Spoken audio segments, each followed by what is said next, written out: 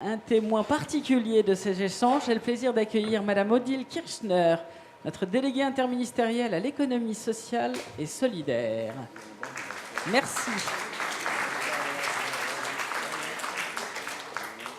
Merci, Madame la Ministre, Monsieur le Président de l'UDES, cher Hugues, bonjour à toutes et à tous. Donc je crois qu'il me revient la lourde de charge d'essayer de tirer quelques enseignements et conclusions de cette table ronde qui était particulièrement riche. Donc je vais essayer de m'employer. Vous voyez, j'ai pris des notes parce qu'il y avait quand même beaucoup de choses très intéressantes qui ont été dites ce matin.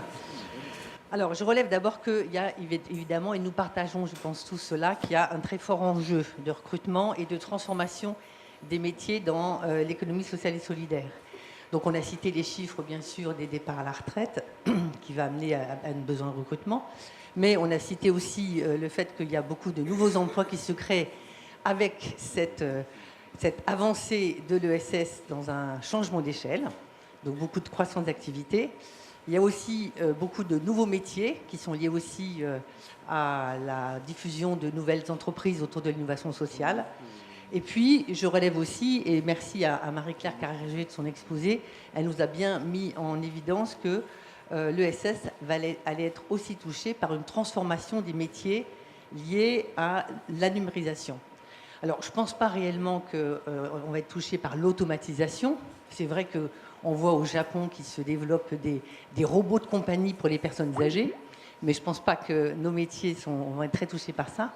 Par contre, on voit que dans les métiers de l'ESS, et notamment dans les métiers de service, il y aura des évolutions fortes liées à la numérisation et l'éruption du numérique dans toute une manière de procéder, à la fois dans les modifications de process internes aux entreprises, mais également dans le contenu des métiers. On peut relever que ça va pouvoir amener à une plus grande transversalité dans le contenu des métiers, plus d'interaction entre les différents professionnels, selon par exemple des chaînes d'intervention. C'est ce qu'on peut voir poindre dans l'aide à domicile, où grâce au numérique, il se crée un meilleur lien avec à la fois le personnel médical, les infirmières, mais également les familles des bénéficiaires, également les aidants.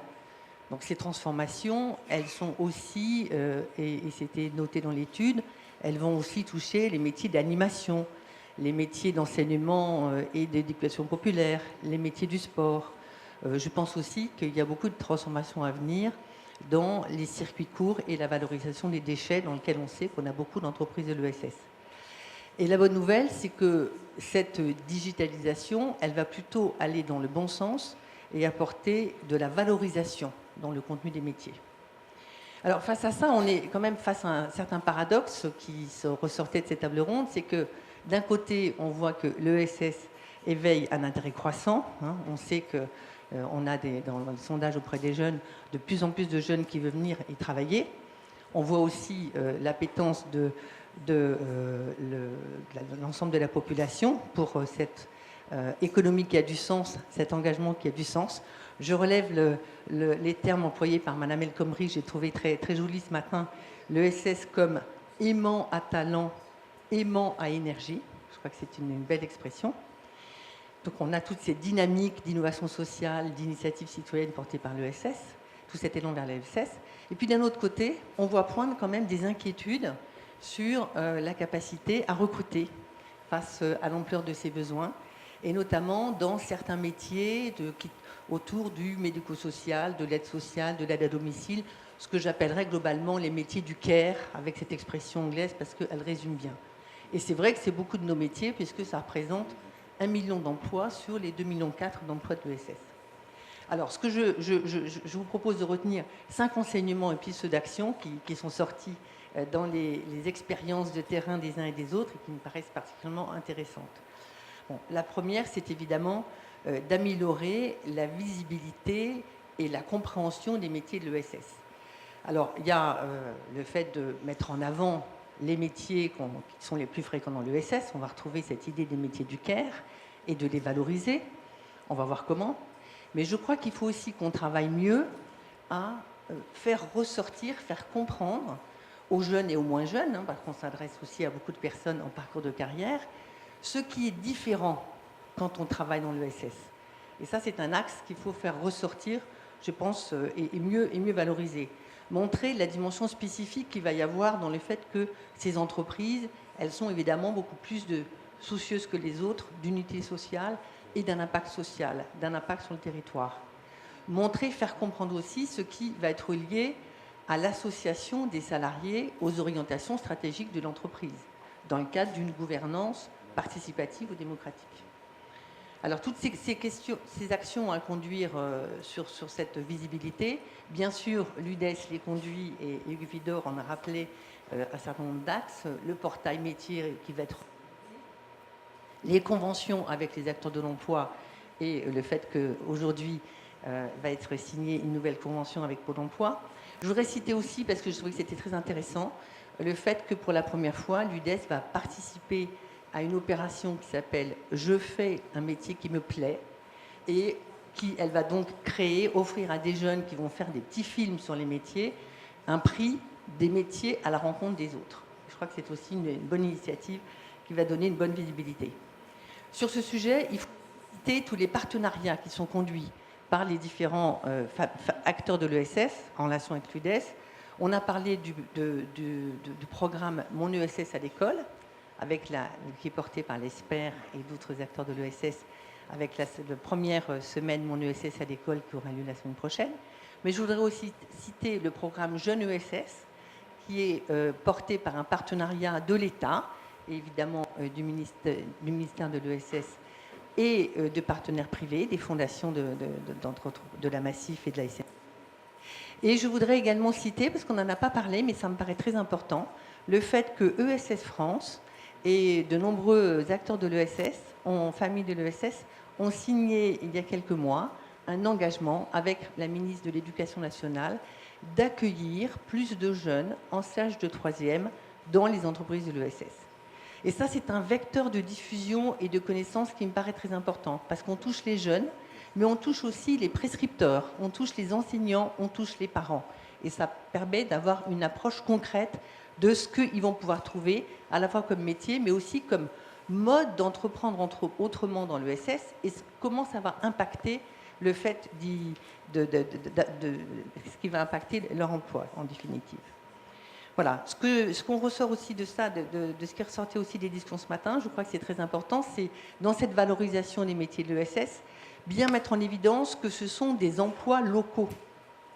À la fois l'ADMR, ENERCOP, Madame Giuseppi, vous avez tous parlé du fait que vous travaillez en réseau, mais que bien évidemment, ce que vous recherchez, c'est des personnes à employer, c'est du recrutement local. L'ESS crée des emplois locaux et on sait à quel point c'est important sur nos territoires et comment ça rencontre une aspiration des jeunes et des moins jeunes à trouver des emplois près de chez eux. Le deuxième axe, c'est ressorti notamment de la fin des échanges, c'est de construire des parcours professionnels dans lesquels un emploi non qualifié devient un tremplin grâce à une formation vers un emploi qualifié.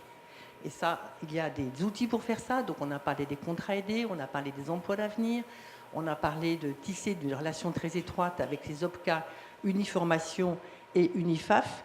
Mais ça paraît extrêmement important qu'un emploi, mais quelquefois, comme dans l'aide à domicile, qui sont des emplois non qualifiés, qui sont des emplois pénibles, on le sait, parce que physiquement, c'est des emplois quelquefois très difficiles, eh bien, c'est des emplois qu'on va occuper 2, 3, 5 ans, mais qu'ensuite, on va, grâce à la valorisation des acquis de l'expérience, grâce à la formation, aller s'orienter vers un emploi qualifié, évidemment, qui ouvre une trajectoire professionnelle plus pérenne. Et c'est les transitions aide à domicile, auxiliaire de puériculture, aide-soignante, mais ça touche aussi l'ensemble des activités. Et donc là, on a un enjeu particulier d'accompagnement sur la transition professionnelle en cours de carrière. Dans ce chapitre, je pense aussi qu'il faut qu'on soit tous bien vigilants sur le fait d'ouvrir, de donner sa place à l'apprentissage et à l'alternance. Hein, on le disait en fin de table ronde. Troisième axe, améliorer la qualité de l'emploi par une diversification des activités. Moi, j'ai eu plaisir à entendre toutes vos différentes expériences là-dessus. Vous avez montré comment il y a beaucoup de besoins locaux. On n'a pas besoin d'aller les chercher très loin et qu'on peut largement diversifier son activité et donc aussi proposer aux salariés des activités mixtes, compléter les temps partiels et donc améliorer la qualité de l'emploi. Et ça, c'est un levier de développement que nous avions bien pointé quand on a fait une étude avec le Conseil supérieur de l'ESS sur l'enjeu autour de l'aide aux personnes âgées. Le quatrième axe, c'est, me semble-t-il, le fait de faire face aux changements d'échelle et aux besoins de nouvelles compétences par une mutualisation des ressources humaines, par un travail avec le groupement d'employeurs. Monsieur, vous avez parlé de groupement sur la formation, mais on a aussi toute l'activité autour du groupement d'employeurs, par le fait de développer des coopérations entre les entreprises de l'ESS qui permettent d'améliorer l'offre de services, d'étendre l'offre de services, et donc c'est un facteur d'accélération sur la création d'emplois. Cette dimension de coopération entre entreprises de l'ESS, de transversalité, ça fait partie de l'ADN de l'ESS, c'est un atout qui est extrêmement important et je crois qu'il faut chercher à l'amplifier, à travailler plus sur cet aspect-là, notamment en s'appuyant dans les différentes régions, sur les CRES ou sur les PTCE. Là aussi, ça aussi, c'est un thème qui a été largement abordé. Voilà, et puis en cinquième axe, on en a un peu parlé, je crois que moi, j'en entends souvent parler quand je suis aussi dans les régions.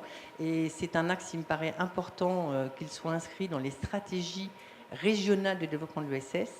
C'est le fait de construire par territoire des gestions prévisionnelles de l'emploi et des compétences dans l'ESS. Partagées entre les différentes entreprises de l'ESS, partagées avec les acteurs de la formation, que ce soit la formation initiale ou la formation continue, partagé avec les acteurs de l'emploi, que ce soit Pôle emploi ou les missions locales. Donc, l'intérêt de ce terme n'est pas très élégant, je vous l'accorde, les GPEC territoriales, mais derrière ça, il y a des démarches dynamiques qui sont, à mon sens, extrêmement porteuses. Parce qu'on travaille sur du prospectif à 3 et 5 ans, parce qu'on travaille autour d'un territoire où là, on regarde quels sont les besoins à venir d'emploi, de recrutement, et quelles sont les formations en cours de préparation. Et on essaie de voir s'il y a une adéquation ou pas, pour pouvoir identifier les formations nouvelles à lancer en cas d'inadéquation. Et il y a un rôle réel à la fois de l'UDES et des CRES pour aussi amplifier cette dynamique autour des gestions prévisionnelles des emplois et des compétences. Madame Kirchner, peut-être pourrions-nous dire un mot du baromètre de la qualité de vie au travail qui a récemment été rendu public, le baromètre sur la QVT dans l'ESS, parce que l'ESS, elle a toutes ses vertus, mais elle est aussi capable de regarder, de challenger ses propres pratiques pour jauger ce degré de qualité de vie au travail et les évolutions, les tendances.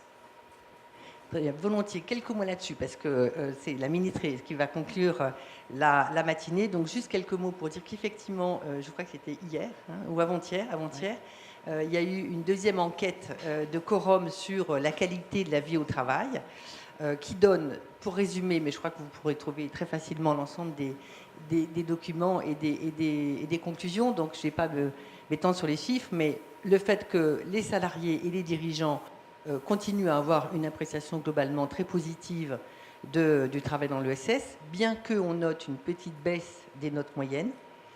Et on note d'ailleurs qu'il y a quand même un écart entre la note des non-cadres et la note des cadres.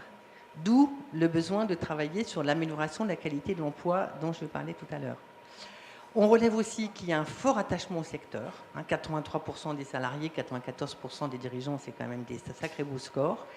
Que les personnes déclarent toutes vouloir continuer à travailler dans l'ESS et qu'elles ont une bonne ambiance et qu'elles citent, et ça je voudrais quand même citer ces mots parce que autour du travail dans l'ESS, ils citent la fierté, l'utilité, la variété des travaux, le respect et la reconnaissance. Et ça, je crois quand même que ça dit beaucoup de choses sur l'engagement à travailler dans l'ESS. Alors, on note qu'il y a une bonne ambiance de travail, mais que néanmoins, il y a un certain nombre de salariés et dirigeants qui relèvent la forte pression sur laquelle il faut chercher à améliorer et construire des plans de progrès internes aux entreprises. Donc, comment ? Je crois que j'aurais cité 2 outils qui paraissent particulièrement intéressants. Il y a d'abord l'accord qu'a signé l'UDES, 5 organisations syndicales de salariés sur l'égalité femmes-hommes, égalité professionnelle femmes-hommes. Je cite ça parce qu'il y a, vous le savez, beaucoup de femmes qui sont concernées dans les travails dans l'économie sociale et solidaire.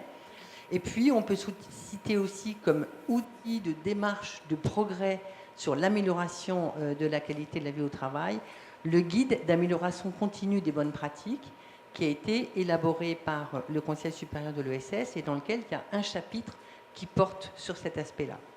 Donc, il est clair que l'économie sociale et solidaire, on partage tous, c'est des entreprises qui placent l'humain au cœur de leur projet. Donc, elles doivent être particulièrement exemplaires et soucieuses d'offrir à leurs salariés une bonne qualité de vie au travail. Je vous remercie. Merci beaucoup, Madame Odile Kirchner. Merci beaucoup.